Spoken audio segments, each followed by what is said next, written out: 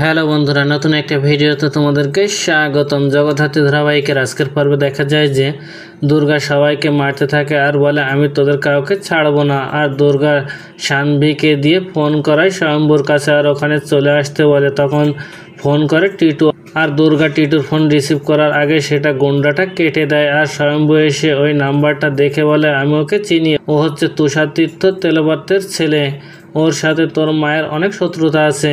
স্বয়ম্ভু ওদেরকে নিয়ে চলে আসে আর এদিকে দুর্গা বাড়িতে ফিরে বাবা দিবসে বাবাকে সারপ্রাইজ দেয় দুর্গা। স্বয়ম্ভু তার বাবাকে কিছু উপহার দেয়। এদিকে তুষারতীর্থ তেলপাত্র কোনোভাবে বুঝতে পারছে না জগদ্ধাত্রী কী করে গুন্ডাদের হাত থেকে বেঁচে গেল।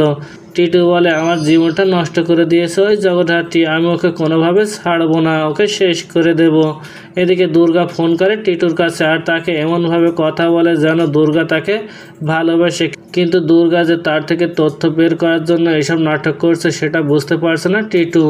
দুজনে দেখা করার জায়গা ঠিক করে। টিটুর থেকে নাম্বার নিয়ে লিলিপুট ফোন করে দুর্গাকে, আর দুর্গার কথা শুনে কিছুটা বুঝতে পারছে যে সে জগদ্ধাত্রীর মেয়ে। তারপর পরে লিলিপুট আর টিটু দুর্গার ফাঁদে পড়ে দেখা করতে আসলে দুর্গা দুজনকে ধরে স্বয়ম্ভুর হাতে তুলে দেয়। তো বন্ধুরা, কী ঘটতে চলেছে গল্পে এবার জানতে হলে আমাদের সাথেই থাকুন। ধন্যবাদ।